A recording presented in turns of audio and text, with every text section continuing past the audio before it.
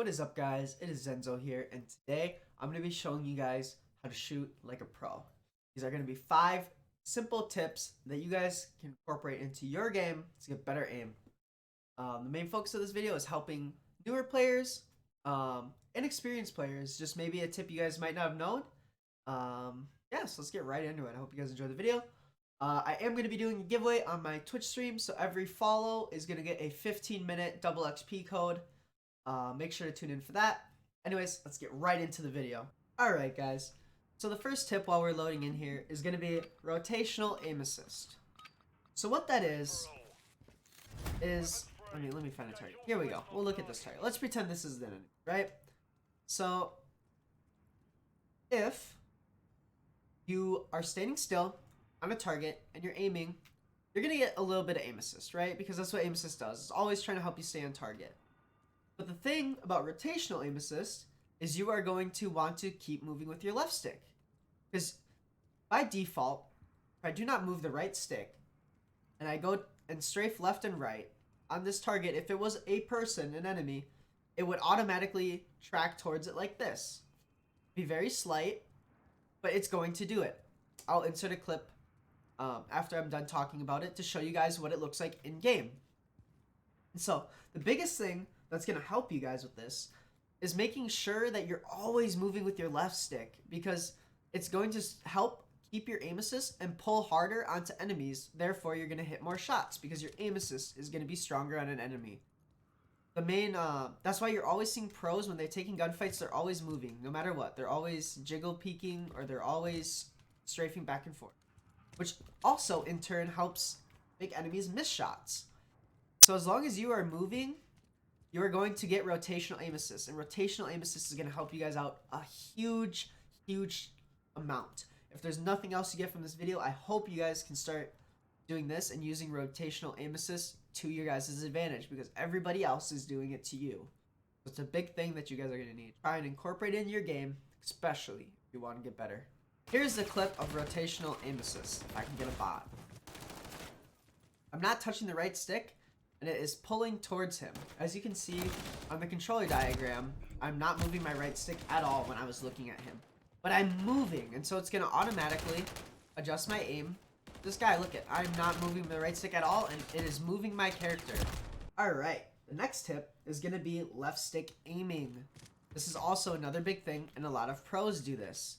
So left stick aiming is essentially this. So if I look at this and I don't move, so if I move the right stick, I can control recoil. If I don't touch the right stick, this is the pattern, right? So it's going to go up in a straight line, whatever, right? But your enemy is going to be strafing, so you can't just not touch the right stick. So essentially, you're going to be using the right stick to control recoil, to pull down, to compensate for this spray pattern here. And you're going to use the left stick to kind of help keep you centered on people. And this is why this ties into rotational aim assist. Because if you use the left stick to aim where enemies are, and then you just use the right stick to control the recoil, you're going to have better accuracy.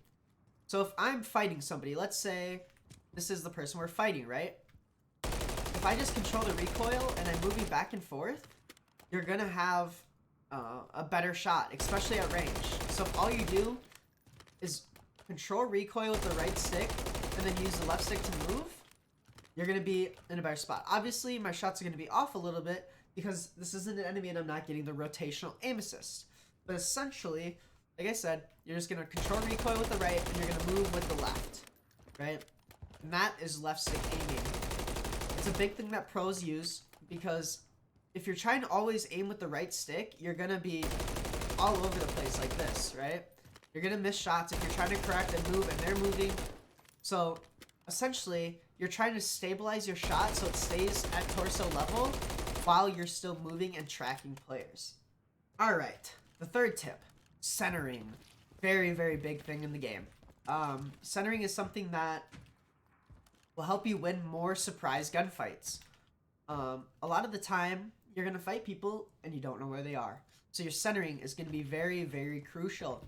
If I'm coming up here, you're going to want to try and aim where enemies might be. So this is obviously in pretty much slow motion. So if I'm going to push down this alley, I might aim here, clear this angle, And then as soon as I know that there's not anybody here, I might snap back to this doorway.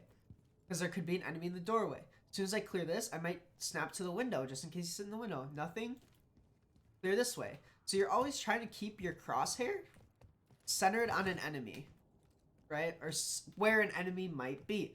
Let's say I pop out this way, right? Okay, actually, this might be easier. So let's say there's an enemy in this window, right?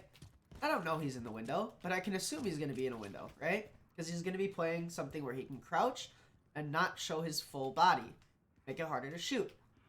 So if I'm coming this way, I might center on the doorway, and then I clear the doorway. So as I'm moving over here, I might snap. But just because I snapped right here doesn't mean he's not playing on this side corner, right? So if I do this, I might do that and then snap down, right? But at least my centering is already going to this spot. Whereas if I just walk out here, now I got to do this big movement, this big flick to get to the window. Instead of just centering here and adjusting slightly to correct for that. And this also ties back into your rotational aim assist. Because if I'm moving, I'm going to get rotational aim assist on this guy. If he's just sitting here in the window, he's not going to have that unless he's doing what he should, which is, you know, kind of strafing back and forth, right? The whole point of it is that you're going to be closer so that you can snap easier. Centering is huge, so you always want to try and keep your crosshair at chest level. Always at chest level, because you never know where an enemy is going to be. If I'm running around looking at the ground, now I have to snap up, and I might overcompensate. If I'm aiming too high, I might snap down, but it might be too much, so I might under-aim.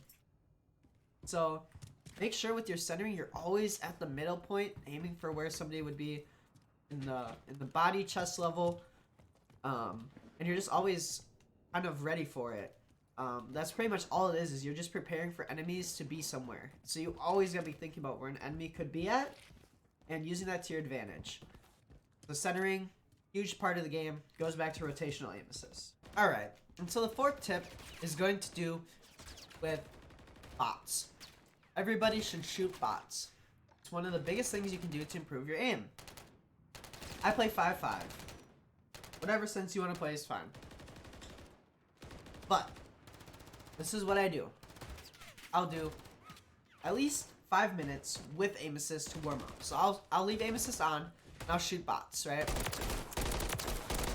For 5-10 minutes. Just to warm up. Because you're gonna want to warm up on extremely difficult mode. To just get your hands warm and your joysticks warm, right? So you're just gonna do that, run around, shoot bots, whatever. After 5 to 10 minutes, you're gonna go to your settings and you're gonna turn target aim assist off. This is a very big thing. So essentially now you're not gonna get any aim assist on any targets. Your aim might feel a little funny because you're not getting any aim assist, but do 5 to 10 minutes of no aim assist, and your shot will feel more snappy after when you put aim assist back on. So I like to run around for 5 to 10 minutes, no aim assist. Sometimes I do longer than that. And this is just to help with your right thumbstick, because you're not getting any aim assist. So you're doing all the work yourself. And so if you can get decently good at killing enemies without having aim assist, now when you get aim assist, your shot is going to be even better. And especially in this game, where hitting every bullet without missing is so important. So that means first bullet accuracy is also going to be very, very important. So I would definitely do no aim assist bots for 5 to 10 minutes. And then when you're done with that, go back to your quick settings, turn it back on, and your shot should feel way, way more snappy and more sticky. So I'll cover this more in my bot routine and how to do bot lobbies to improve. But for now, this is what you're going to want to do. And it's going to help you tremendously. Alright, the fifth tip is going to be your joystick dead zone. So you're going to have to go into your controller. It's under controller and it is right here. You'll hit show more. Alright, so while you're in here, this is where your settings might differ from mine. So you want your left stick minimum and your right stick minimum as low as you can put them. Because if you have too high of a dead zone, like let's say we're playing here and we test it, right? I'm moving my joystick, but it's not moving my character. It wouldn't be moving my character at all. You guys can see in the diagram, I am moving my joystick very slightly because it's only on 42. But you need to try and set this as low as you can go. If you can go all the way down to 4, that'd be great. If you go more than 4, great. But you can't go too low because you might get stick drift, where it's thinking you're moving your joystick without you actually moving your joystick. So if I put this all the way down to 2, see how it's jittering? I'm not touching any of the joysticks and it's jittering, so it's moving. You can see it right here, horizontal and vertical axes on the left stick. So the whole thing is you want to try and move this as low as you can move it without that happening.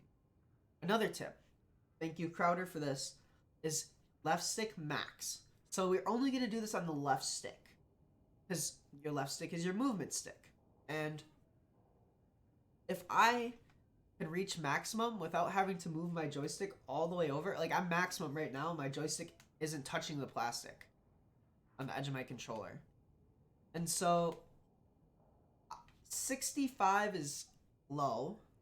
I would not go lower than 65, but you want to play between like 65 and 80 because that's going to help you with your strafe speeds. So if I don't have to go my controller all the way to the edge, I can do this faster. I can peak, and I'm already max velocity at this point. The whole point of it is that you have quicker movements, and you'll reach your technically you'll reach your speed a little bit faster because you don't have to wait for your joystick to go all the way to the front to start moving forward at full speed. So that is something that you guys should try and change and adjust to your personal preference. Alright guys, I really hope you guys enjoyed the video. Hopefully this helped you guys. Like I said, I stream on Twitch. I upload VODs to YouTube, as you can probably tell if you're on my channel. Make sure you guys drop a follow on Twitch. I'm doing a giveaway. First 10 people to follow me on Twitch will get a 15-minute double XP code. But other than that, I hope you guys enjoyed the video. Make sure to check out my other content. I'll see you guys later. It's Ben Zenzo. Guys, soon.